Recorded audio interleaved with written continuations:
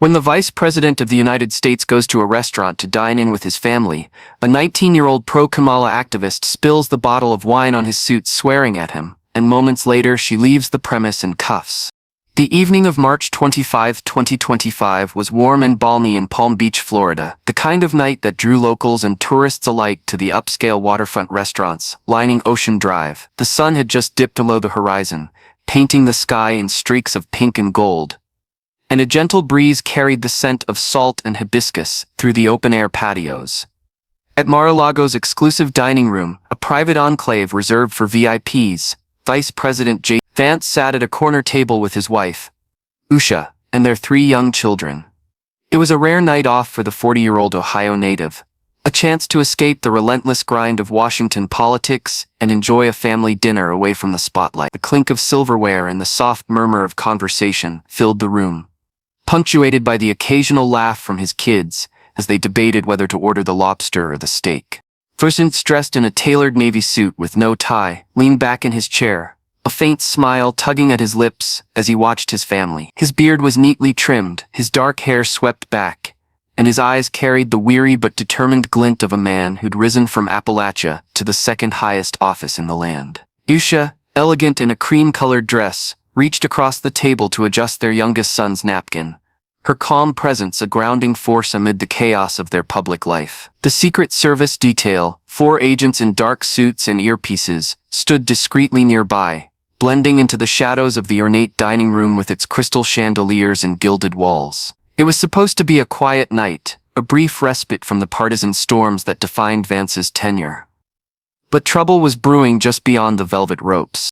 Outside, on the bustling patio where regular patrons dined under string lights, 19-year-old Mia Delgado was working her shift as a server, a wiry, sharp-eyed young woman with a buzzed haircut and a Kamala 2024 pin still affixed to her apron from the last election cycle.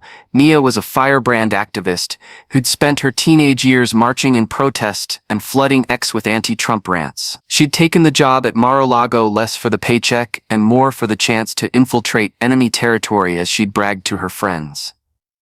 When she spotted Vance's name on the VIP reservation list earlier that day, her blood had boiled. To her, he was a symbol of everything she despised: conservative privilege, MAGA arrogance, and the legacy of a Trump administration she'd grown up loathing.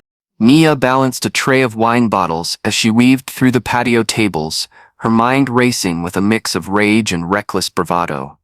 She'd overheard a coworker mention that Vance was dining inside, and the thought of him sitting there smug and untouchable gnawed at her. She didn't have a plan, not yet, but the bottle of Cabernet Sauvignon in her hand felt like a weapon waiting to be wielded. As she passed the velvet ropes separating the patio from the private dining room, she caught a glimpse of Vance through the glass doors, laughing with his kids. That was it. The trigger she'd been waiting for. Pushing past a startled hostess, Mia stormed into the dining room, her sneakers squeaking on the polished marble floor. The Secret Service agents snapped to attention, their hands hovering near their holsters, but Mia was too quick. She marched straight to Vance's table, her face twisted with fury, and raised the bottle high. "You fucking Trump lackey," she screamed, her voice piercing the genteel hum of the room. "This is for Kamala." With a dramatic flourish, she tipped the bottle, sending a cascade of deep red wine splashing across Vance's suit, staining his white shirt crimson and splattering onto the tablecloth. The room froze. Usha gasped, pulling their children closer as the kids stared wide-eyed at the shouting stranger. Vance leapt to his feet, his chair scraping back, his face a mask of shock and anger as wine dripped from his lapels. "What the hell is wrong with you?" he barked, his voice cutting through the chaos. But Mia wasn't done. She hurled the empty bottle to the floor, where it shattered with a deafening crash, and lunged forward, jabbing a finger at him. "You and your fascist boss ruined this country, you piece of shit." That's when the Secret Service moved. Agent Mark Torres, a burly man with a buzz cut, was on her in an instant, grabbing her arm and twisting it behind her back. "Down, now," he roared, shoving Mia to the ground with a force that sent her crashing onto the marble, her cheeks slamming against the cold stone. She yelped, flailing wildly, as Torres pinned her with a knee to her back, his free hand cuffing her wrists. The other agents formed a protective wall around Vance and his family, ushering them toward a side exit as diners gaped in stunned silence, some pulling out phones to record the melee. "Get off me, you pigs!" Mia shrieked, kicking her legs, as Torres hauled her to her feet, her apron tangled and her face flushed with defiance. "This is tyranny, you can't silence me." But the agents weren't listening. They dragged her through the dining room, past horrified patrons and a trail of broken glass, and out to the waiting black SUV parked curbside. Vance, now safely behind the agents, turned to Usha, his voice low but firm. "Take the kids to the car. I'll handle this," she nodded, herding their children out as Vance wiped wine from his face, his jaw tight with resolve. Within minutes, Palm Beach PD arrived, sirens blaring, and took custody of Mia, who was still screaming about fascist oppression as they shoved her into the back of a cruiser. The restaurant buzzed with chaos, managers apologizing profusely to Vance, waitstaff scrambling to clean the mess, and patrons whispering about the crazy girl who attacked the VP. For Vance, it was a night ruined, but he knew it wasn't over. This was an assault, not just on him, but on his office, his family, and everything he stood for. He'd see it through. The courtroom drama. 2 weeks later, on April 8, 2025, Mia Delgado stood before Judge Evelyn Harper in the Palm Beach County Courthouse, her wrists cuffed and her buzzed hair now mussed from a night in lockup. The courtroom was packed. Reporters from national outlets crammed the gallery alongside curious locals, their notebooks and cameras ready to capture every moment. Mia faced charges of assault, disorderly conduct, and destruction of property. But her demeanor was unrepentant. She wore a rumpled t-shirt with "Resist" scrawled across the chest. Her chin jutted defiantly as her public defender, a harried young man named Tim Kessler, whispered strategy in her ear. Judge Harper, a stern woman in her late 50s with a no-nonsense reputation, peered over her glasses at Mia. "Ms. Delgado," she began, her voice crisp, "you're accused of assaulting Vice President J.D. Vance in a public establishment. How do you plead?" "Not guilty, Your Honor," Mia snapped, her tone dripping with bravado. "I was exercising my free speech against a fascist regime." The gallery murmured, and Harper banged her gavel. "Order, this is a courtroom, not a protest rally." "Mr. Kessler, control your client." Kessler stood, smoothing his tie nervously. "Your Honor, my client's actions were an impulsive act of political expression, not a premeditated assault. We request leniency, a fine or community service." The Palm Beach County Courthouse hummed with anticipation on the morning of April 8, 2025, its marble corridors echoing with the footsteps of reporters, onlookers, and court staff.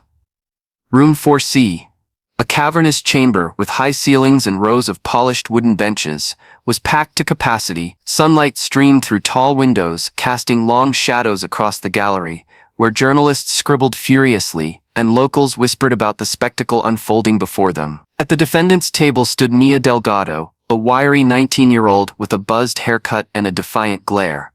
Her wrists cuffed and her rumpled "Resist" t-shirt a stark contrast to the formal setting. Her public defender, Tim Kessler, a lanky young man with a perpetually anxious expression, shuffled papers beside her, his tie askew as he prepared for the fight of his career. Across the aisle, Assistant U.S. Attorney Laura Bennett stood poised and unyielding, a sharp-eyed woman in her late 30s, whose reputation for dismantling defenses preceded her. Her dark blazer was crisp, her auburn hair pulled into a tight bun, and in her hands she held a thick stack of files, evidence that promised to bury Mia's case. The prosecution's table was a fortress of legal ammunition, binders, laptops, and a portable screen ready to display the damning footage that had already leaked online. Behind the bench sat Judge Evelyn Harper, a stern figure in her late 50s with silver-streaked hair and a no-nonsense demeanor honed by decades on the bench. Her glasses perched low on her nose as she surveyed the room, her gavel resting like a silent threat. The tension had been building all morning, ever since Harper had called the case, United States v. Mia Delgado. Mia faced charges of assault, disorderly conduct, and destruction of property after her wine-soaked attack on Vice President J.D. Vance at Mar-a-Lago 2 weeks prior. Her plea of not guilty had been delivered with a snarl, her claim of political expression met with skeptical murmurs from the gallery. Kessler had argued for leniency, a fine or community service, his voice trembling slightly, as he painted Mia as a misguided youth, swept up in passion. But the prosecution had other plans, and now it was Bennett's turn to strike. "Your Honor," Bennett began, her voice clear and commanding as she rose. "This was no mere expression, as the defense suggests." Miss Delgado deliberately targeted Vice President J. Vance, doused him with a bottle of Cabernet Sauvignon, shattered property, and resisted arrest with violent defiance. "We have irrefutable evidence, security footage from the restaurant, witness statements, including sworn affidavits from Secret Service agents, and the defendant's own social media posts, where she bragged about taking down Vance just hours after the incident. This was a calculated assault on a federal official, and the United States seeks the maximum penalty, 6 months in county jail and a $5,000 fine." Mia's eyes widened, her bravado faltering, as the weight of Bennett's words sank in. She shifted in her seat, her cuffed hands clenching into fists, but she kept her mouth shut for now. Kessler leaned over, whispering urgently, his face pale. "Stay calm, Mia. We can still spin this." But Mia shook him off, her gaze fixed on Bennett, who was already setting up the portable screen with a technician's precision. The gallery leaned forward as the lights dimmed slightly, and the grainy security footage flickered to life. The video was a punch to the gut. It showed Mia storming into Murcielago's private dining room, her apron flapping as she shoved past a hostess. Her voice cut through the ambient noise. "You fucking Trump lackey. This is for Kamala." The bottle tilted, wine arcing through the air in a crimson cascade, splattering Vance's suit and the pristine tablecloth. Gasps rippled through the courtroom as the footage rolled on, Mia smashing the bottle to the floor, glass exploding across the marble, then lunging at Vance with a pointed finger. The Secret Service's response was swift. Agent Mark Torres tackled her, pinning her to the ground as she thrashed and screamed. The clip ended with her being dragged out, her voice fading into a distant wail. "You can't silence me." The gallery erupted in hushed exclamations, reporters scribbling furiously as the lights came back up. Kessler winced, his fingers drumming nervously on the table, while Mia glared at the screen, her chest heaving. "That's edited," as she muttered under her breath. But Kessler shushed her with a desperate shake of his head. Bennett turned to Harper, her expression cool and triumphant. "Your Honor, this speaks for itself." Miss Delgado's actions were premeditated, violent, and unprovoked. Next came Vance's testimony. He took the stand with a quiet dignity, his navy suit pristine once more, his beard neatly trimmed, and his dark eyes steady. The gallery hushed as he swore the oath, his voice resonating with a calm authority. "I was dining with my family, my wife, Usha, and our 3 children," he said, his tone measured but edged with steel. "We were celebrating a rare night together when this young woman came out of nowhere. She assaulted me with wine, shattered a bottle, and terrified my kids. One of them, my youngest, asked me later if she was going to hurt us again. I don't care about her politics. She crossed a line. No one should endure that, regardless of their office or beliefs." The courtroom was silent, the weight of his words settling over the crowd. Usha, seated in the front row with their children, dabbed her eyes with a tissue, her composure cracking for a moment. The Mia couldn't hold back. She leapt to her feet, ignoring Kessler's frantic grab at her arm. "You're a liar," she shouted, her voice shrill and piercing. "You and Trump deserve worse. This is a setup to silence me and every activist fighting your fascist regime." "Sit down," Harper snapped, banging her gavel so hard the sound reverberated off the walls. "One more outburst, Ms. Delgado, and I'll hold you in contempt. Mr. Kessler, control your client, or I'll have her removed." Kessler yanked Mia back into her seat, his face flushed with panic as he hit her. "You're making this worse." Mia slumped, her defiance simmering but contained for the moment. The Secret Service agents testified next, their accounts methodical and damning. Agent Torres, a burly man with a buzz cut and a clipped voice, recounted the takedown. "She posed an immediate threat to the vice president," he said, standing ramrod straight. "I grabbed her arm, ordered her down, and when she resisted, I used necessary force to subdue her per protocol." Photos flashed on screen, Mia pinned to the floor, her face contorted in rage, wine pooling around shards of broken glass. Another agent, Sarah Lynn, a petite woman with a steely gaze, added, "She kept screaming about tyranny even as we cuffed her. She showed no remorse. The gallery buzzed, a low hum of shock and fascination rippling through the crowd. Bennett introduced Mia's ex-posts next, projecting them for all to see. Just took down Vance at Mar-a-Lago, wine bath for the Trump stooge. List, Kamala 2024. The timestamp, 11:47 p.m. that night, sealed her intent. Kessler objected weakly, arguing relevance, but Harper overruled him with a curt, "It's admitted." Kessler rose for his final plea, his voice trembling as he grasped at straws. "Your Honor, Miss Delgado is 19, a passionate young woman caught up in the heat of the moment. She's no criminal mastermind, just a kid with strong beliefs. We ask for mercy, a fine community service, a chance to learn from this." But Harper's expression was granite, her eyes narrowing as she turned to Mia. "Mia, Miss Delgado, stand," she ordered. Mia rose slowly, her chin jutting defiantly, though a flicker of fear danced in her eyes. "I've heard the evidence," Harper said, her tone icy and deliberate. "Your actions were reckless, violent, and unprovoked. You assaulted a federal official, endangered bystanders, and showed no regard for the consequences. Political beliefs do not excuse breaking the law, nor do they justify terrorizing a family at dinner. I sentence you to 6 months in county jail, a $5,000 fine, and 2 years probation. Case closed." Mia's jaw dropped, her bravado crumbling as the reality hit. "6 months?" she whispered, her voice breaking. Deputies stepped forward, cuffing her wrists as she struggled briefly, her head whipping toward the gallery. "This is tyranny," she screamed, her voice echoing through the chamber as they dragged her toward the exit.